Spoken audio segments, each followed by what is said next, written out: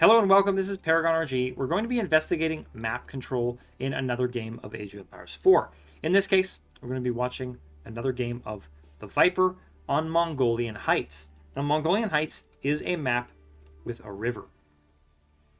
This changes things. In terms of map control, we now have to start worrying about, for example, fishing on the river, potentially getting enough scouts or spearmen to destroy your opponent's docks, things like that, because control over that river can mean an awful lot.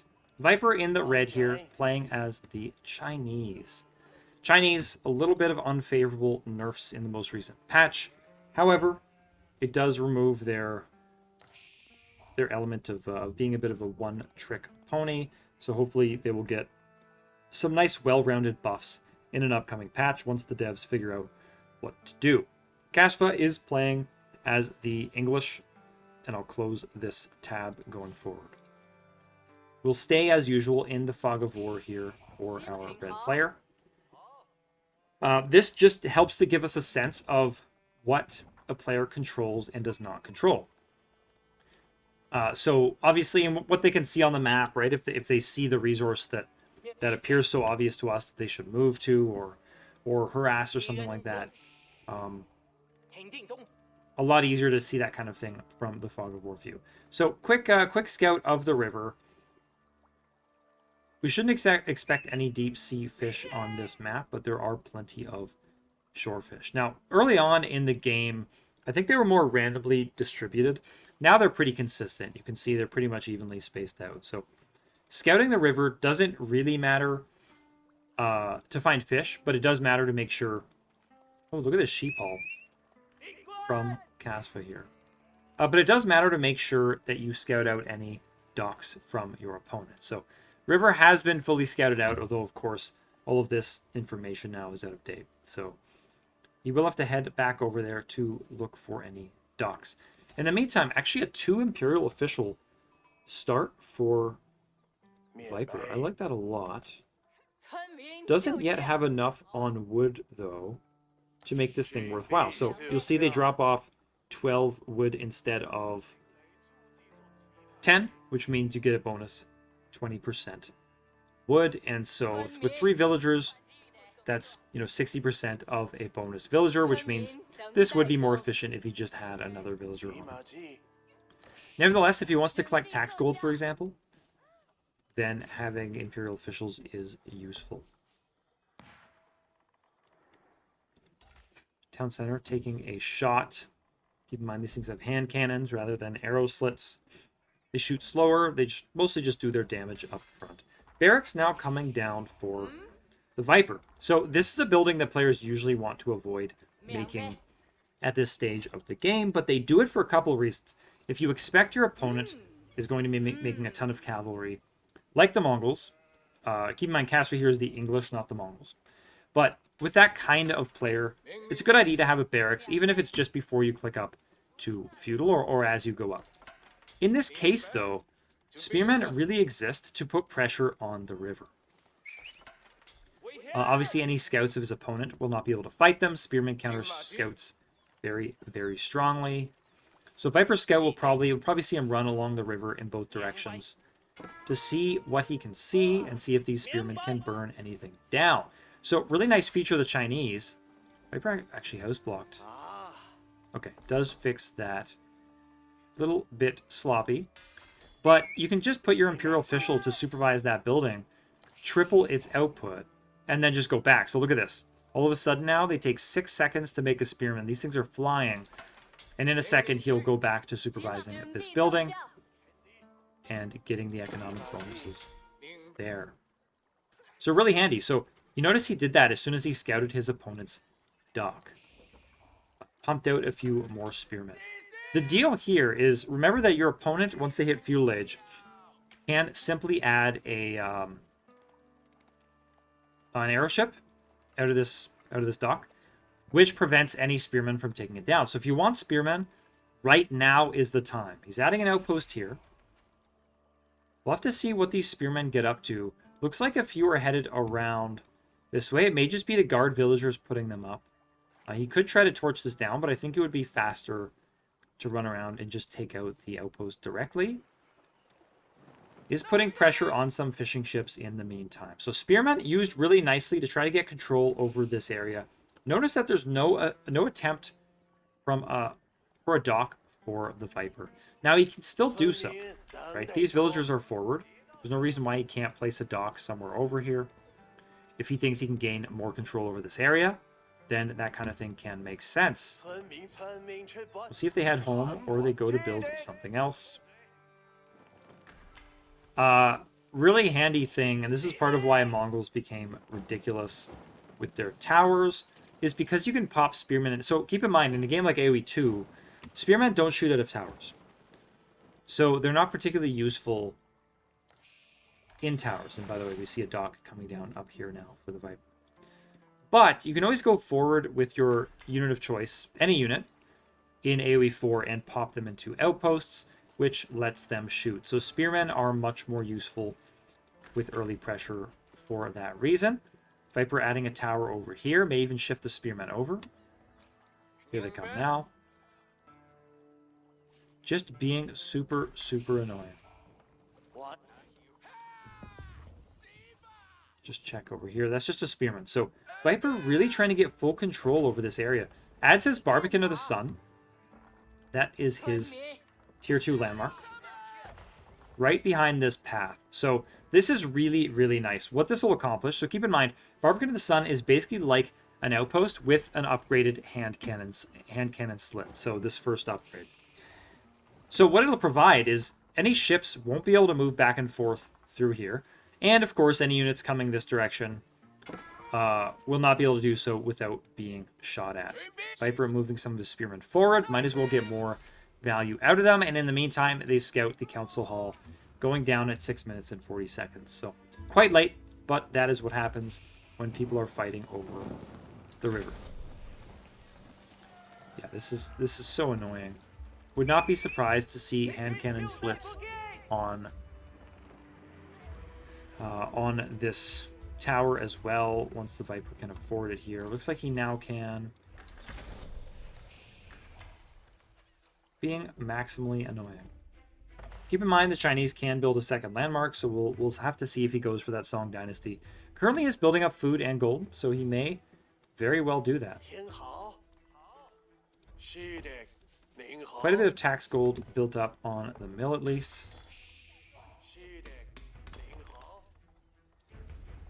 Scout moving forward, but finds this area is very much locked down. So, if we want to talk about map control, Viper is walled off the top side.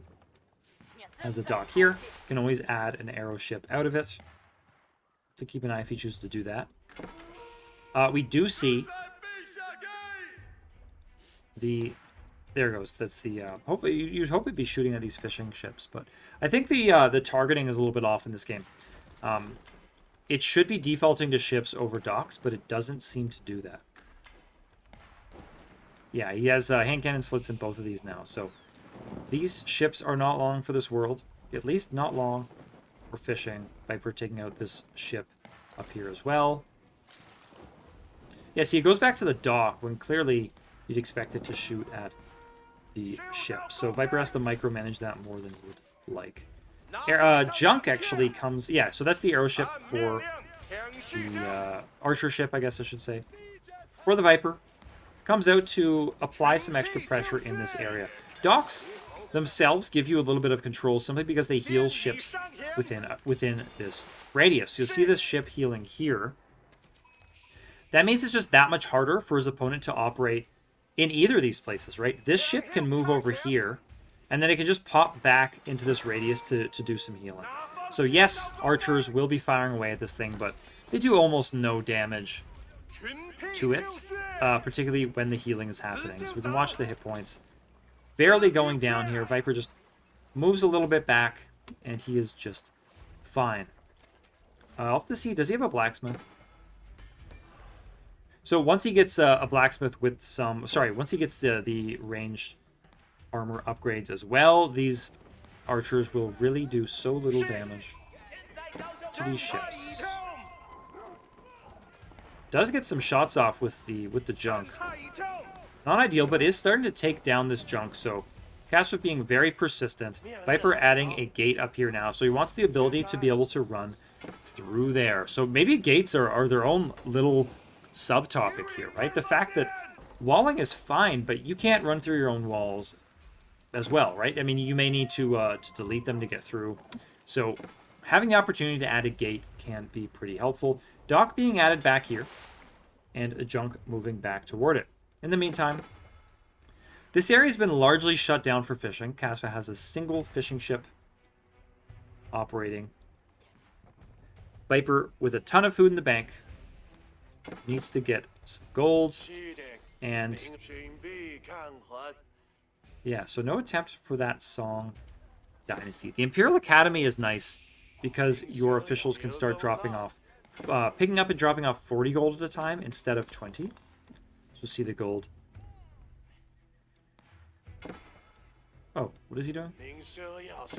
Thought he was picking up gold, but he is not.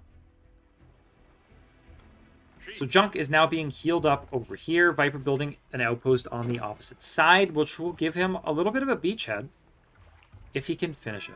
Now, longbows can definitely snipe these units before they get anything done. Keep in mind, longbows do outrange the Junk. Let's see the range here. 5 range. Take a look at the longbows. None in sight just this moment. Here they come. 7 range. So these Spearmen of the Viper, very probably going down. He's going to try to take out a single ship. Won't quite succeed in doing so. A little failed raiding party there for the Viper. So this tower has been added with arrow slits just to apply pressure to this dock. So Viper not really able to operate here anymore, and that's one good reason why you might add a dock somewhere else. Arrow slits being upgraded up top. So it's going to be pretty hard for longbows to pressure the ships in this area now. The outpost plus junk combination makes it really difficult. I mean, you could bum rush it with spears, but then the junks are going to target down the spears, and you'll be in bad shape. Song Dynasty begins. He did build the Imperial Academy and is now researching that tech I mentioned, which lets his Imperial officials collect more gold. In the meantime, he's supervising his stable, so he's building actually double supervision here.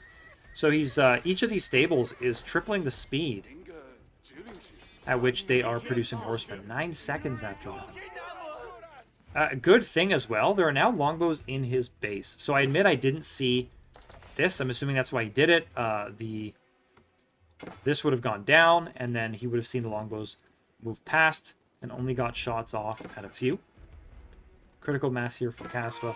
4 horsemen moving forward. I think it might be a little bit early. I could be wrong on that. We do see 1 ranged armor upgrade for the Viper. So 3 armor, 6 attack. That will obviously help out quite a bit. 3. And look at this. He actually moves too close to the Barbican of the Sun.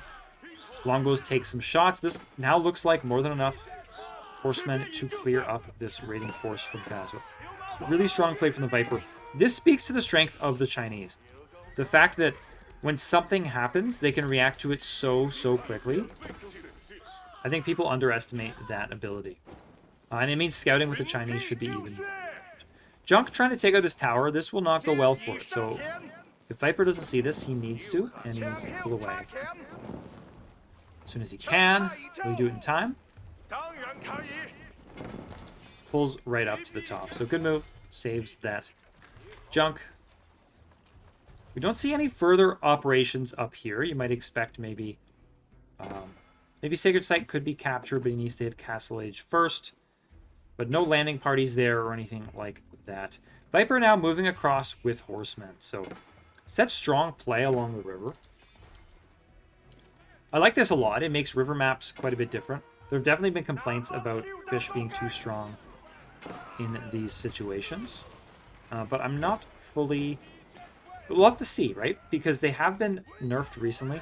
Viper jumping on some villagers on stone. That's going to hurt quite a bit. Kasva did encounter the outpost here, which kills another villager.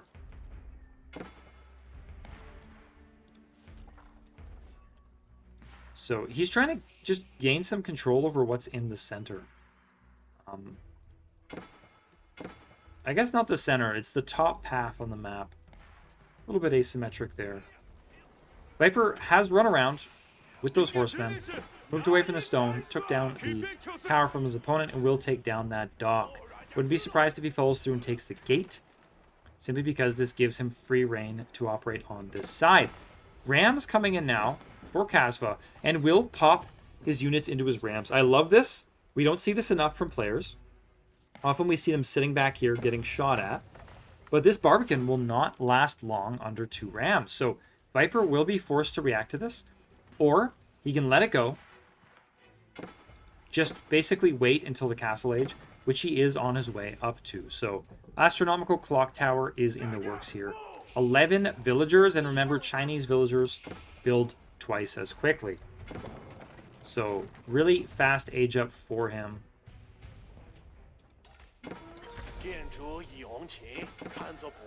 We'll have to see what he goes with.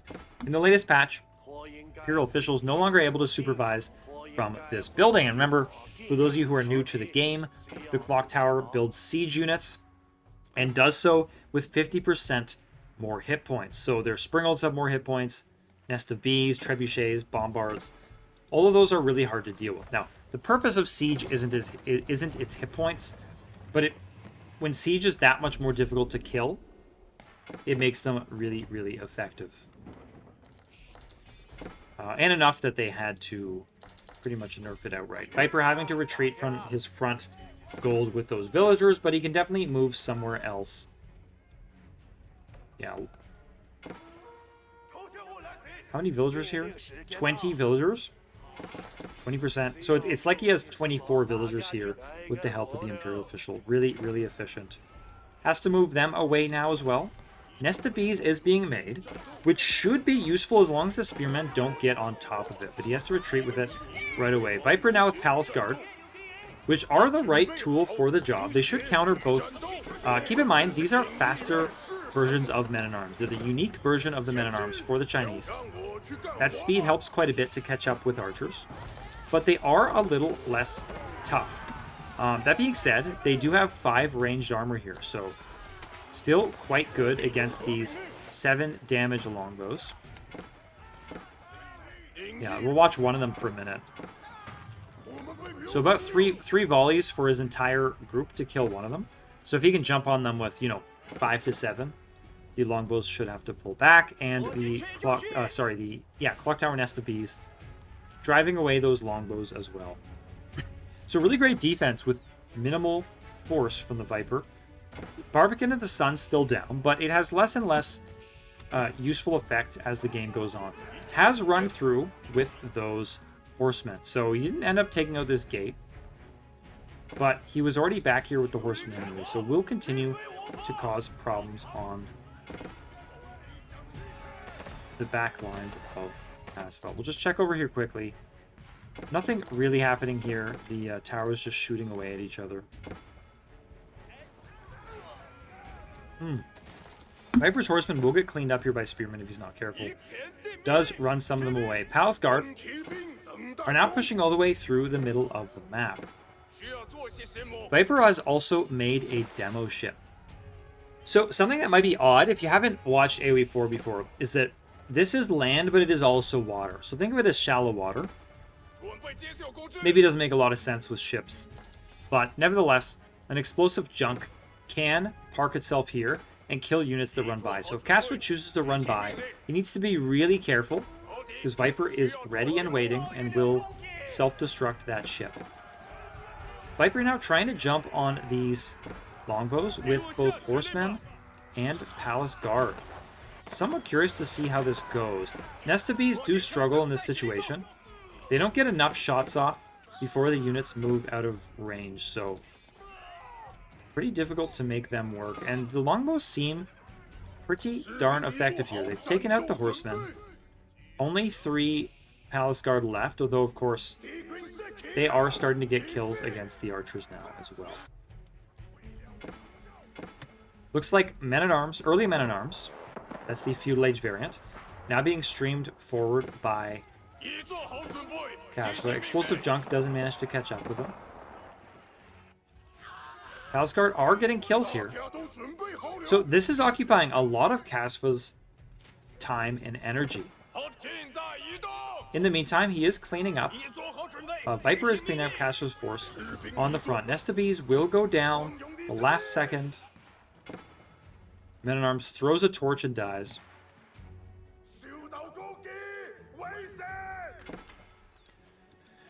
So I think this is playing really strongly into Viper's hands. These longbows aren't really posing much of a threat right now. So Viper does have to deal with them. And, you know, he does have to stress about what happens if a bunch of longbows show up right here and they can potentially kill 10 of his villagers. That being said, he has been on Song Dynasty. We did see an expansion town center, which I failed to call out. So he's effectively on 3 town centers right now because 2 of them are operating 50% more effectively. So he should have quite a few more villagers than his opponent. Nest of Bees as well should do a pretty good job of driving away the longbows. So if longbows show up here, there are Palace Guard and Nest of Bees waiting for them. So we'll keep an eye on the minimap on that side. Doc coming forward from Kasva, our English player, and he added the white tower here, which is being used to make siege weapons currently. So this is just a castle. It's not special, and we do see the longbows. They are being absolutely punished by the Nest of Bees plus the Palace Guard. Now, Nest of Bees don't really work that well right now. They don't always get all of their shots off. This needs to be fixed. But the Palace Guard are fast enough that these are going to be cleaned up, probably without another kill. So, as I was saying, the White Tower for the English, it's just a castle, okay? But castles are expensive, and it means that you can go up to the 3rd age having a castle already. So, Kasva choosing instead of a landmark that allows you to produce villagers and acts like a town center, choosing to use this really for control over this area. So, if we're talking about map control, the White Tower is definitely highly relevant to talk about. Palace Guard trying to chase down this Mangonel. Oh, look how fast it gets repaired. Parade and AoE4 is just so fast. So these Palace Guard will continue to be shot down, and the Mangonel survives just fine. I feel like Viper must have repaired this outpost.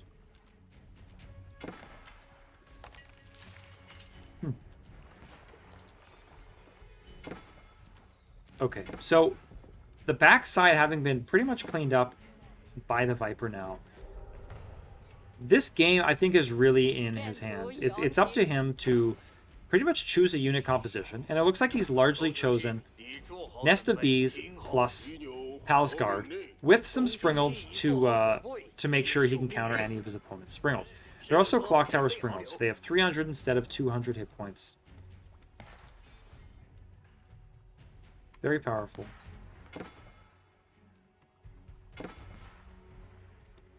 He must have repaired this, or jumped on this thing to attack it, because it's currently only doing 1 damage per shot to this outpost. Far from ideal. Looks like Kasva did set up some fishing here, but they're not long for this world. And also, by the way, Springalds have been buffed. All siege weapons do their bonus damage. Now you can see now it's 90 versus siege and plus 90 versus ship. So Springalds are now very, very effective against ships, which should change the way, to some degree, that people play along the river. You can't just patrol the river with attack ships now, because Springalds will actually rip them apart very, very easily, even under healing. All of these fishing ships now idle. Viper sees that, is going to look for somewhere they can fish, but don't know if he'll find a safe place where they can do so. Barbican's still not repaired, but I doubt it will be at this stage of the game. Now, he did manage to get through. He finally broke that gate and is swinging around the bottom of the map with his Palace Guard. So looking for any resources that his opponent might be taking and looking to maximize surprise here. So if he can land, on the farms of his opponent or the berries, those are probably taken, stone, something like that, he can do a ton of damage to Kasva. Men-at-Arms now for the English, and these guys are beasts when they are fully upgraded. 7 melee armor and 6 ranged armor. Ooh, explosive junk. Does kill some of them. You see it self-destructing there. I really do feel like this game is under control by the Viper. Now, his opponent has been stonewalling him out. Stonewall here. But Castro really needs to put some effort in stonewall this as well. Or this is going to happen again. And we now see the Men-at-Arms have found the farms of Castro. Sorry, I call them Men-at-Arms. They are Palace Guard. They are the Men-at-Arms equivalent for China. Causing a lot of idle time, killing some villagers as well. Would be surprised to see more streaming forward. Either that or the Viper will choose to push for the Imperial Age and go from there. He should have a pretty banging economy right now. Villagers are currently running a very long way for wood, so certain things do need to be cleaned up. And yeah, you can see they even have a 7th ranged armor now. So these Men-at-Arms, comparatively, this is a huge difference, right? Same amount of hit points, but 4-5 for armor versus 7-7. Massive, massive difference. I think there's an English upgrade for +2/+2 armor on their Men-at-Arms. So I think Castro has done a nice job in trying to remain relevant in this game. Viper adding a keep to try to retain some control of what goes on back here. Now, notice he didn't put it here. He probably could have, but that would allow Castro to sit trebuchets right here and take out Viper's keep. So you do need to be careful of that. This is something Viper's really, really good at doing. The last thing you want is your opponent to be able to take out your defenses from behind the safety of their own defenses. Palace Guard being absolutely wiped up by Castro as I spit everywhere here. And these crossbows are really effective against them as well. Take a quick look at those stats. 13 damage, +9 versus heavy, and heavy does include Men-at-Arms. Show you there, heavy melee infantry is how they're classified. So these Palace Guard have a limited shelf life for the Viper. He's currently being strongly outmatched by his opponent's unit composition. Viper's siege is still sitting at home. So we wait to see what he gets up to with that. Where did that keep go? Ah, here it is. I was thinking it was in the middle of the map behind the Barbican, but it is not. Is it at the northernmost pass on the river? Some Palace Guard are still causing trouble, so he is still getting villager kills here. If we had better display, I would... oh, and they're even back here again, so just being a huge nuisance. And they are faster than regular old Men-at-Arms, so it is a little bit difficult for Castro to deal with this, even with his like super upgraded Men-at-Arms with all their armor. These will be cleaned up, though. Viper will move these out probably pretty soon. Castro now choosing to move forward. Men-at-Arms, crossbows, and a single mangonel. Now this mangonel is not long for this world if a few Springolds train themselves on it, and more than a few are owned by Viper. He has 5 right here. 3 Nest of Bees should be pretty effective against Men-at-Arms. Now the Men-at-Arms can jump on the siege as well, so if they are in large enough numbers, or they're not micromanaged in battle effectively, they will cause trouble. The Viper being so annoying here. All his eggs are not in one basket. Continuing to harass at the bottom because this was left open. Now, it is now closed by his opponent. Nest of Bees firing away at the crossbows. Mangonel goes down pretty much instantly to these Springolds, so we'll see if they pull back. In a way, though, this is playing into what Viper wants. He's okay to lose the Springolds if his opponent doesn't have any siege. The Nest of Bees are what's doing... they're the force multiplier here. They're what's doing a lot of the damage to the Men-at-Arms. His Palace Guard are now able to successfully clean up the rest of the Men-at-Arms, and Viper can now clean all this up. So I think Castro should have considered maybe just pulling back, although he actually walled himself in here. Viper now taking Sacred Site. Doesn't have anything up here anymore. It's just a single dock. So the fish have really been used up in terms of their effectiveness in this game. And he's being so annoying with Palace Guard. They're everywhere in Castro's base. This has to be pretty frustrating. And he calls it. He lost a really important battle on the front lines. This is an absolute masterclass from the Viper in demonstrating the importance of not just being everywhere. Because if you just be everywhere, then sometimes you are minimizing your effectiveness in the game. But so not just that, but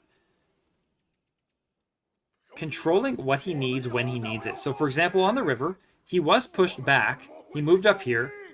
He was able to fish out all of this area. And then, yeah, the fishing ships aren't as useful anymore. But that means he got a ton out of those ships. He broke down this gate down here when he needed it. Sorry, that's the center gate. The gate down here. Eventually, it was rewalled, but very late. And in the meanwhile, that allowed him to move through all of his units and continually cause problems for Kasva. So if he cleaned up this next wave, he might have been okay for a while, but I think he felt he had lost enough villagers. Lastly, maybe not lastly, so many good things from the Viper here, but this outpost gave him a lot of control as well. So dock, a couple of aeroships, and then the outpost that was there meant that that really longbows couldn't do anything about that area. So such good map control from the Viper throughout this entire game. Kasva pretty much on the back foot the entire time. Managed to get through to Viper's base a couple of times, but he was generally ready. And in one instance where he wasn't really ready, the Barbican of the Sun saw the longbows. He had 2 stables. Imperial officials helped him pump out a bunch of horsemen, and then the longbows were pretty much dealt with. So really, really nice game from the Viper demonstrating map control. Folks, this has been Paragon RG. Hope you enjoyed this one, and I will catch you next time.